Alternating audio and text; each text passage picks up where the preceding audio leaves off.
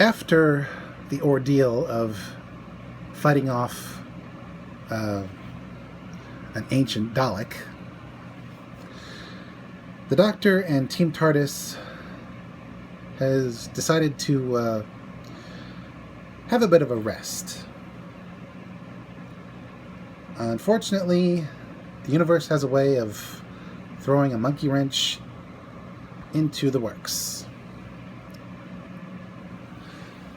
It starts with unseen entities killing spies around the world, and it's got the attention of MI6, who bring the Doctor and Team TARDIS in to ask for their help.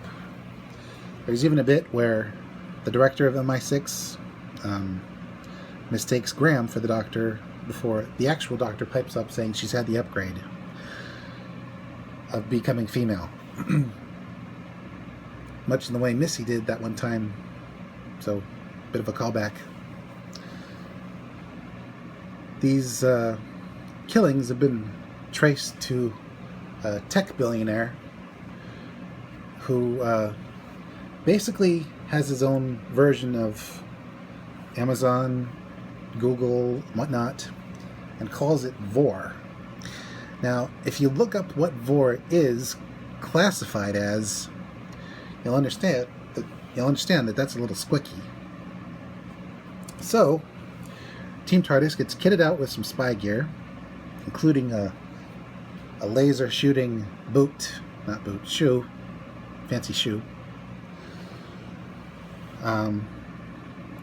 They all split up to investigate this guy and get help from a former MI6 member who met the Doctor when he was a man, possibly during the Pertwee era. Well, maybe not the Pertwee era,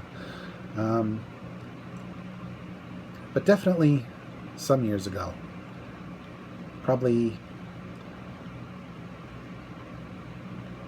during the 10th or 11th era.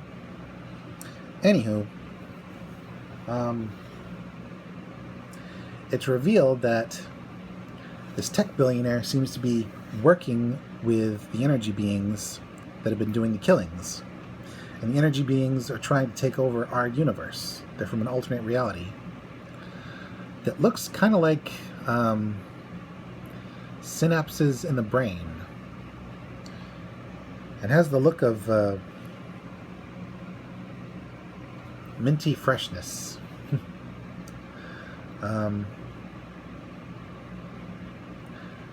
Meanwhile, the other half of Team TARDIS, consisting of the Doctor and Graham, with Yaz and Ryan going to interview the guy and snoop around his office. They meet up with the former MI6 member who goes by the name of O. And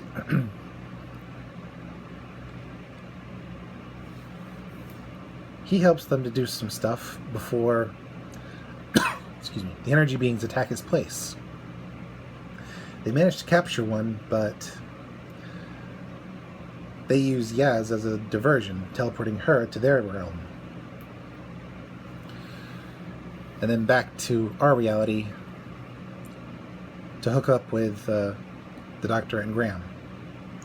So, with O, now as part of Team TARDIS, they infiltrate a party that the billionaire is throwing and confront him. He flees the scene. They give chase on motorbikes, kind of like the good old days with Grace. No, the first Grace, the Dr. Grace. Only to be shot at. And they just barely manage to make it aboard the guy's airplane, which he tries to use to escape. Only O reveals something. He casually mentions that he's not much of a sprinter, but his dossier says he is. And it turns out the Doctor never met the actual O. he was killed with a tissue compression eliminator by the Master. Yes, somehow, someway, the Master has returned. He's regenerated again, and he set a trap for the Doctor, basically sending her to their realm and setting a bomb off on the airplane while it's still in the air, leaving Team TARDIS to crash. And that's only part one of the first two-parter of this era. With part two, thankfully, thanks to some messages somehow left by the Doctor, Team TARDIS is able to land the plane safely, only to be accused of skyjacking, and are forced to go on the run, destroying their own phones. Eventually, they allow themselves to be picked up, and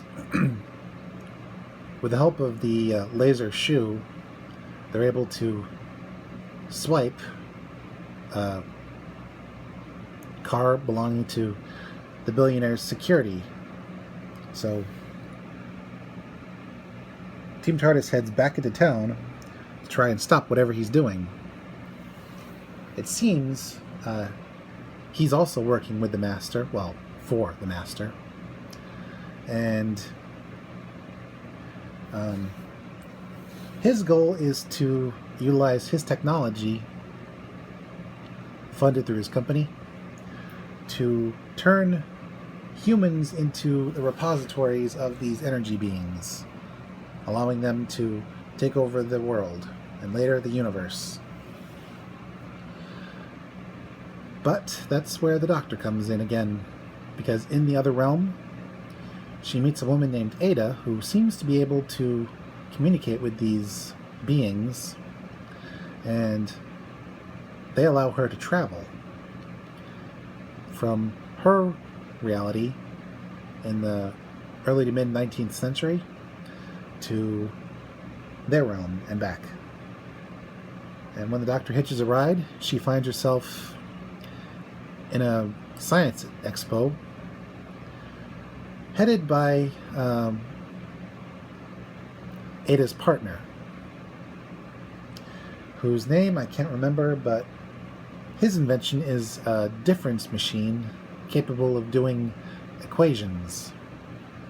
Yep, he's basically building an early computer, and Ada's helping him. She's very smart. Unfortunately, the Master shows up to crash the party and starts killing people with the tissue compression eliminator. And so, in order to get him away from the people, the Doctor and Ada utilize some of the gadgets at the demonstration, a steam gun and some flashbangs. And they escape into 1943 Paris. It's a battleground, and the Nazis are laying waste to the place. They run across a lady who, as it turns out, is the first female British spy set up in Paris. And I did a little digging, and yeah, there really was a lady. She goes by the name of Noor, and she doesn't survive the war. She gets sent to Dachau concentration camp where she's executed. It's sad. But for now, she helps the Doctor and Ada evade the Nazis, who are currently being led by the Master for some reason. She even stares him down. Brave lady. Anyway, the Doctor uses Miss Noor's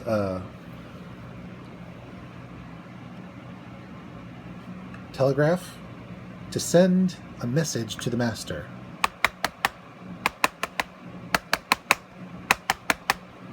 Yep, the old 4 knocks. That sticks in the master's craw, and after a bit of telepathic back and forth, the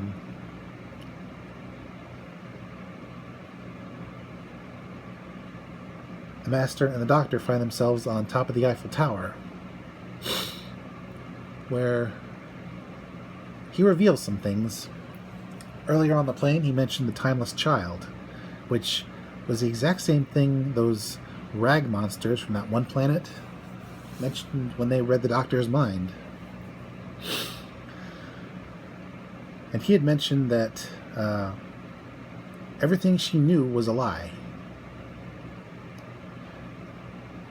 Here, the master delves deeper, stating that he went back to Gallifrey, only to find it in ruins. Something happened and Gallifrey was destroyed again. This time we don't know how yet. But the master doesn't plan on letting the doctor know any more than he's already let on, because he plans to have the Nazis, who think he's Aryan thanks to a perception filter, kill the doctor. Luckily, the doctor is still one step ahead of him. She recorded some info that would sour his relationship with the energy beings while he was busy gloating. And she also sent a coded message to Britain that was intercepted by Germany, saying what a good double agent he's made. And she even deactivates his perception filter, leaving him to the tender mercies of the Nazis, giving the Doctor, Ada, and Miss Noor time to escape in the Master's TARDIS, which is in fact his cabin that had been originally set up in Australia. Anywho, back at the present, the billionaire is revealing his plan to the people who don't believe him, because he's basically saying crazy things. Energy aliens are going to take over their bodies? Ridiculous. Until it starts. But just like that, it stops. Thanks to a bit of time travel shenanigans by the Doctor. She finds the means by which they were going to enter our reality for good. A statue of a Silver Lady that is also an automaton that is currently owned by the billionaire, that originally was at the science demonstration back in Ada's time. And she uploaded a virus which, well, the Doctor uploaded a virus which thwarted the aliens. She also played the recording of the Master's gloating about how he was going to betray the aliens. So when he shows up after getting back to the present the long way around, 77 years, they take him to their realm to be punished. And the tech billionaire, he's arrested, and the day is saved. But not before the Doctor nearly forgets to put the information to save Yaz, Graham, and Ryan from the plane on the plane as it's being built. And so, with that part of the day saved, the Doctor returns Miss Noor back to 1943 Paris, having to erase her memory of all the stuff she's learned, so history can keep moving unobstructed. Unfortunately, yeah, that means she's got to be executed a year from then. But she dies a hero, basically, like all the spies back then did. Well, most of them. As for Ada, she gets put back in her time frame, and while she does protest being memory erased, the Doctor comforts her as she goes unconscious, saying that she doesn't need to look ahead. She's smart enough to build what's to come on her own. And so the day is saved, and Team TARDIS goes on their merry way.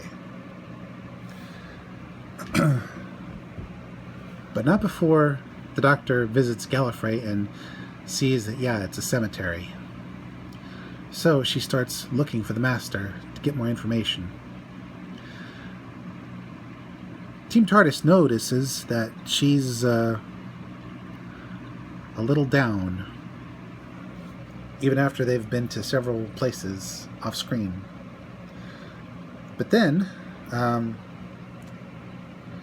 Graham intercepts a message from the Doctor's intergalactic mail, a coupon, one of 6, and if you put all 6 together, it forms a cube, which grants you 2 weeks of vacation time on a new planet resort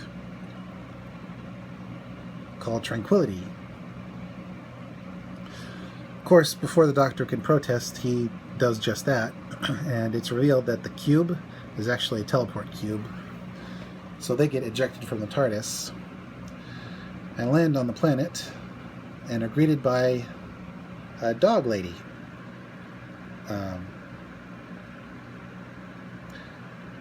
Whose name I can't recall. Man, I'm terrible with names.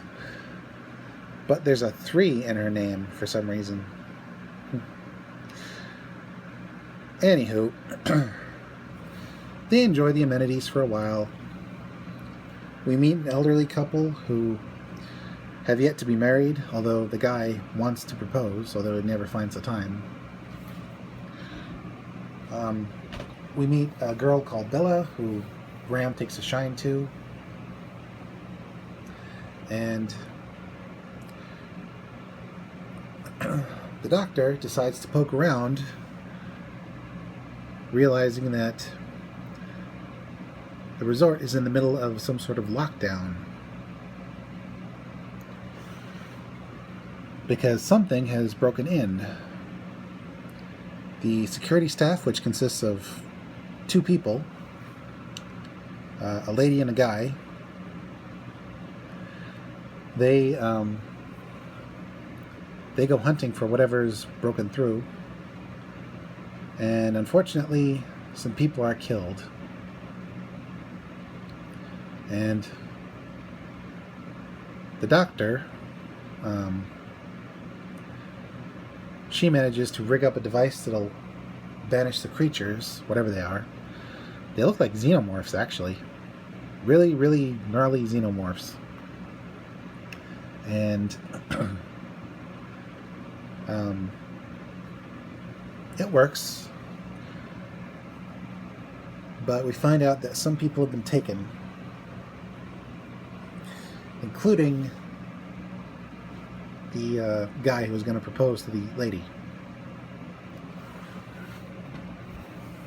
So, Team TARDIS, after the lady gives the female guard her necklace to buy her services, they all set out utilizing special oxygen thingies, because as it turns out, The resort? It's actually a very small place, set up on a desolate world called Orphan 55. Too much carbon dioxide outside and not enough oxygen. So Team TARDIS leaves in a special vehicle, and almost immediately they get disabled. The creatures are smart. They've actually set up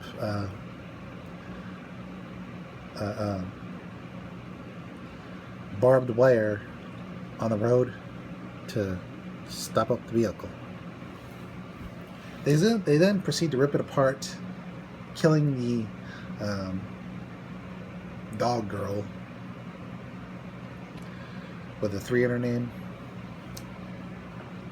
And they used the old man as bait. So, after losing her partner and having to mercy kill the old man, they have to find an abandoned tunnel that leads back to the facility and hope that they can get the teleporter online and get everyone out. Because eventually all the other guests, besides a handful that we follow, are either killed or they manage to escape via teleport. Not sure, actually.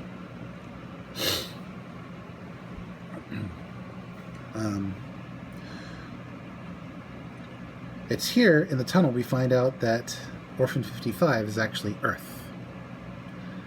And so the Doctor mentally scans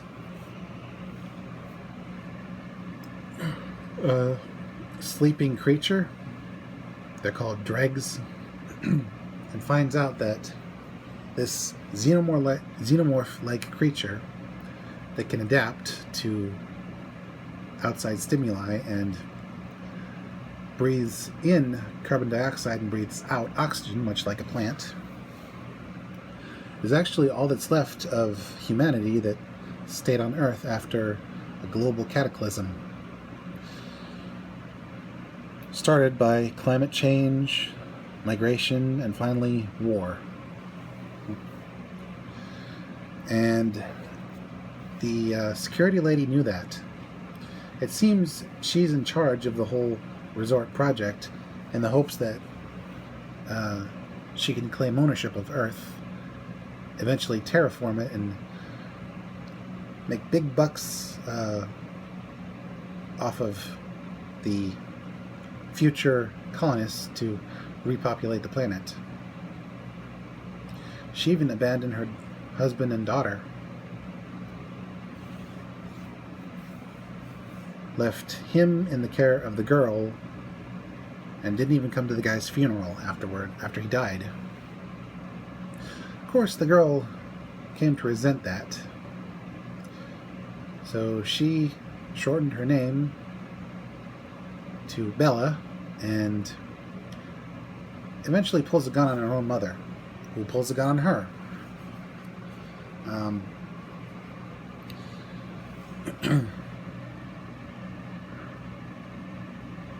While the rest of Team TARDIS is forced to slowly make their way back through the tunnel,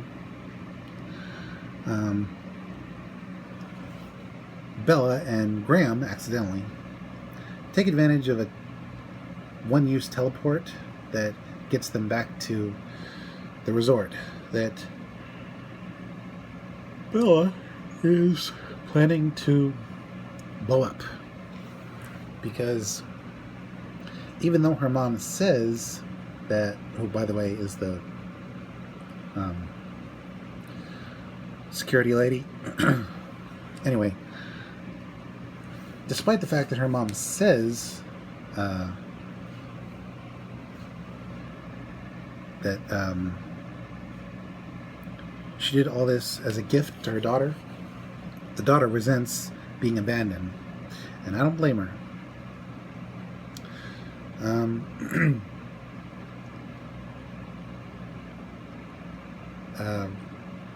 Bella manages to partially blow things up, thus screwing up the system, including the teleports. And so, when everybody manages to make it back to the resort, with the exception of the old lady who sacrificed herself to buy them time, along with the security lady who also sacrificed herself, or seemed to sacrifice herself.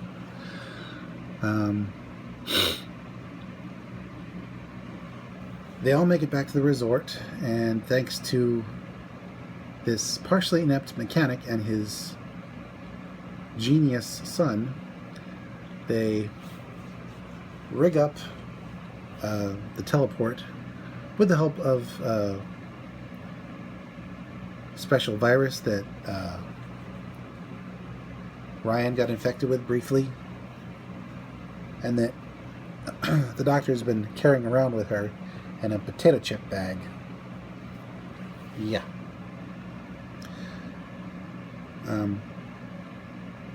Team TARDIS manages to get away, and so does the mechanic and his son. But when we last see Bella, she and her mom, who survived the sacrifice, are seen fighting off the dregs while the teleport reboots. And the people are all crestfallen, because how did Earth become like that? We've seen future Earth, the one where the Daleks tried to take over using television. Yeah. But the Doctor admits that that's one possible future. Everyone has the power to save or wreck the planet, and it's up to us to make the right choices. We could become like the dregs, or we could become our own better angels. So it's a semi-positive end. Next, we meet Nikola Tesla and his assistant. They're working on a hydroelectric system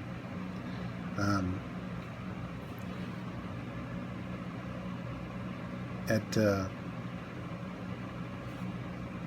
Niagara Falls, and unfortunately the demonstration gets interrupted by the fact that someone may have been injured by Tesla's electricity. But Tesla believes that his machine is sound, and he thinks that something else is happening, and does in fact find out the parts are missing, only to discover a green floating orb in his lab. Next, some guy shows up with a Silurian rifle and starts attacking, only to be driven off briefly by the Doctor, who manages to teleport Tesla and his assistant and herself onto the Orient Express, bound for New York. That's where the rest of Team TARDIS is. They manage to evade the creature, a humanoid with electrical abilities, and they even confiscate the gun.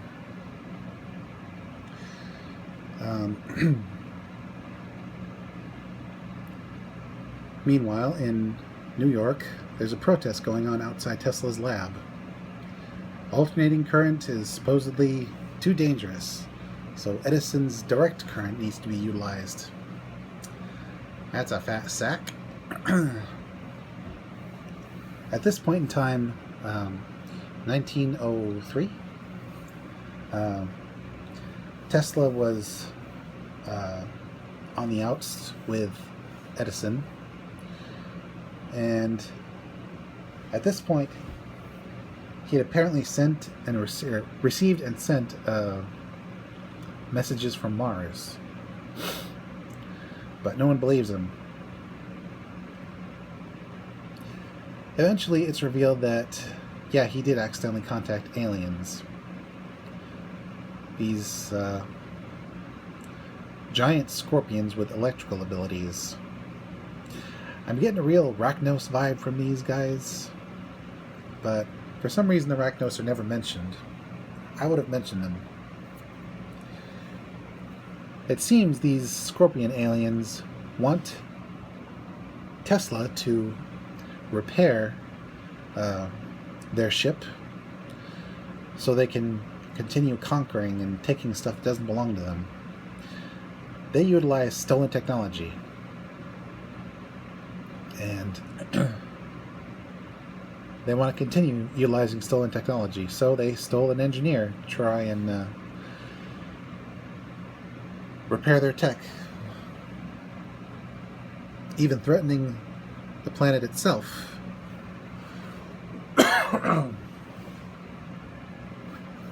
And Tesla is very shaken by this possibility. Work to help aliens continue to be hostile, or let them destroy Earth. But thanks to some words of encouragement by the Doctor and a bit of heated back and forth with Edison, who also makes an appearance in this episode, Tesla and the Doctor end up coming up with a plan to stop the aliens. Apparently they're a hive mind. If they can attack the Queen, they'll drive off the hive. So they head to Tesla's special project, a domed tower that can project energy into the air. And they use it to drive off the aliens. Tesla and the Doctor working together in the TARDIS. It just seems so right. And while Tesla and Edison are less belligerent towards one another, Edison, having witnessed the carnage of the scorpion aliens and realizing he has a responsibility to notify the next of kin of the workers he lost, when he invites Tesla to work for him again, Tesla declines. The work is just too important, even for using a financial benefactor. And yeah, his research doesn't exactly make him a millionaire. Tesla continues with renewed vigor, knowing that he's responsible for so much of the technology we use to this day, including the wireless connection that I use to transmit my videos and watch them on my computer. Here's to you, Nick. Sorry your death ray didn't work out. After that, the Doctor goes on a bit of a mad search for the Master again. And this raises the hackles of Team TARDIS, who realize they don't really know the Doctor. They know only what she's told them, and that's not much. So she finally spills the beans. She's a Time Lord from Gallifrey in the constellation of Kasterborous. She's thousands of years old, probably well over 2,000 by now. And she's trying to find out what happened to Gallifrey this time. And Team TARDIS want to help her, and she reluctantly agrees. Meanwhile, back on Earth, we meet a lady named Ruth and her husband, who doesn't get along with this conspiracy theorist coffee shop owner, who also does pastries. He's got a whole dossier on the guy, and how his backstory doesn't add up. But Ruth won't have it. She's living her life happy and free. Unfortunately, the Jadoon come back and invade. They cut off the town of Gloucester and start scanning people, looking for a fugitive. They even frighten a poor old lady into running into the field that they used, which disintegrates her. Poor Ruth witnesses this. Meanwhile, Ruth's husband insists that she pack up and they move, even referring to humans as if he weren't human when he has to hear another tirade from the conspiracy theorist.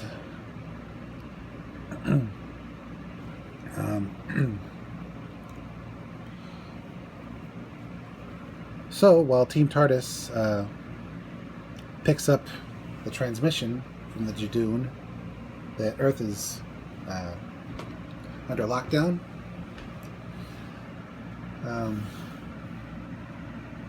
and tries to finagle its way home,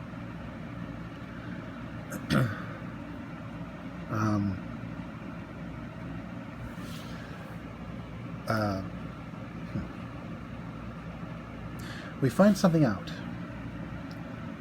The husband is actually not human.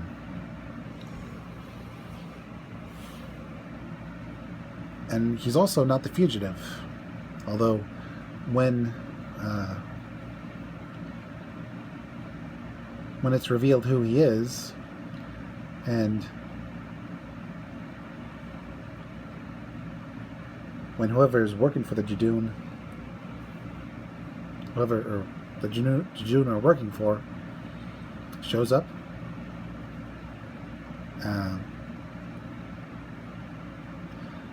he has a back and forth with her about how he should have known better, and she disintegrates him quite callously. Meanwhile, before that, he sends a message to Ruth, the woman he married, to find the light and break the glass, which triggers something in her mind. Meanwhile, the Doctor has managed to find her and get her to the cathedral, where they're surrounded by Jadoon, and after finding out what happened to the husband, and the Jadoon successfully breaking through some sort of DNA encryption, this triggers her. She goes full Jet Li, kicking the Jadoon butts, disarming one, and ripping off the guy's horn, before insulting them in Jadoonese and forcing them to retreat.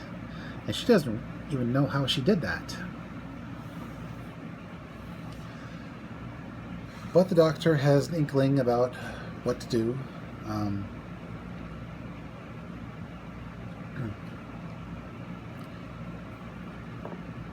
Ruth has this inkling to go to her family home, an old lighthouse.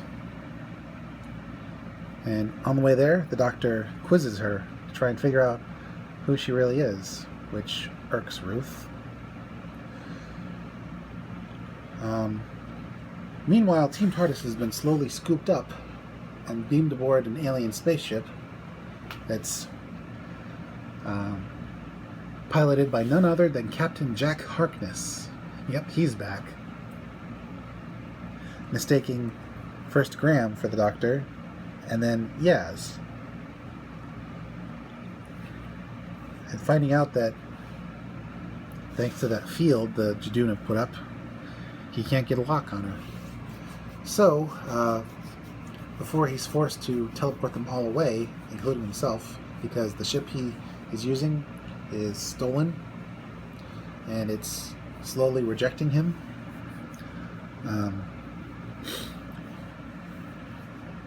He gives them a message to give to the Doctor. Beware the lone Cyberman. Don't give the lone Cyberman what he wants. I gotta wonder who this lone Cyberman is. Certainly not the Brigadier. Because if he were the Brigadier, then it would be okay to give him what he wants. So that's a clue right there.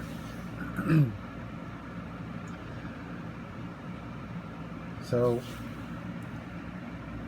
Team TARDIS gets sent back to Gloucester, and they end up having to cool their heels, while the Doctor finds out what's been going on.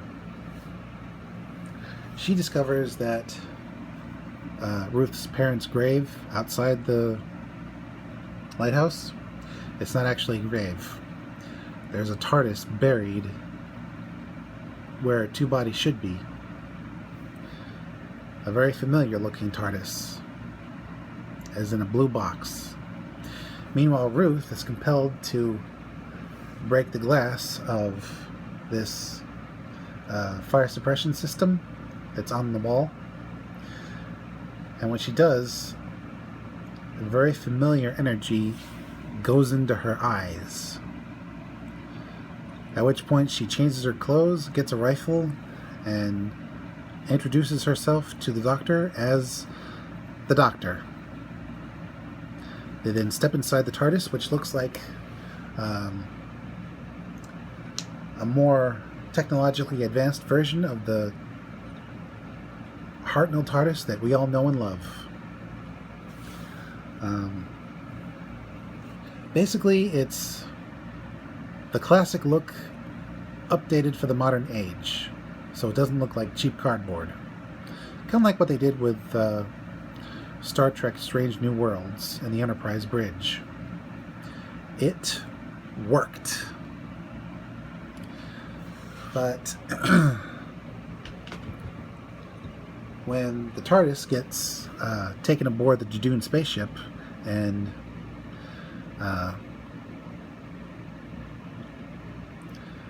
the doctors confront the lady who the Jadoon are working for, it's revealed that the Doctor did something. The Dr. Ruth, that is, did something. And it has to do with Gallifrey, and it seems this Doctor is the Doctor of the past, and so is this other lady who also happens to be a Time Lord. And the Doctor our Doctor reveals what happened to Gallifrey. But for some reason, our Doctor can't understand why she doesn't recognize this Doctor. Because does she predate Hartnell? Who knows?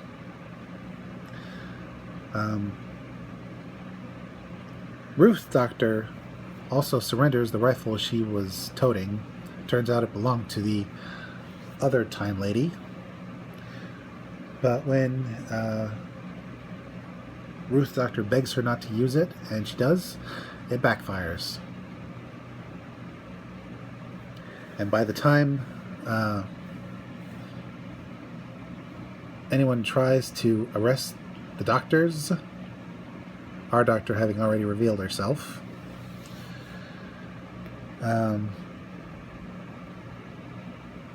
Ruth's Doctor reveals that they're in interstellar space outside of any jurisdiction. Having reclaimed the rifle and recalibrated it for standard use, she demands that the doctors are let free, and the Jadoon have to comply.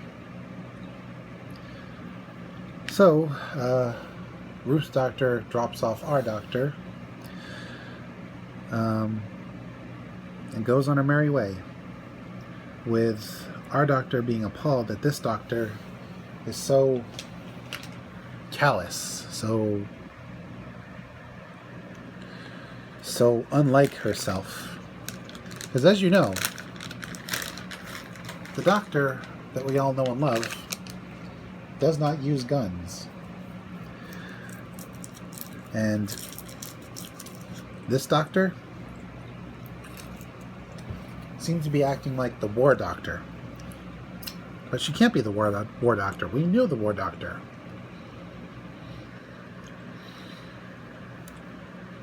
But that's a mystery for another time. For now, some messages are coming in from Earth, and Team TARDIS needs to investigate. And that's it for the first half of Season 2. When next we see the Doctor, things come to a head, and I believe she confronts the lone Cyberman. We'll just have to wait and see. Until then, this is Mr. J signing out and reminding you, the Doctor always looks good in a tux. Bow ties are still cool, and I kind of want to see a story that features Ruth Doctor more prominently. Don't you?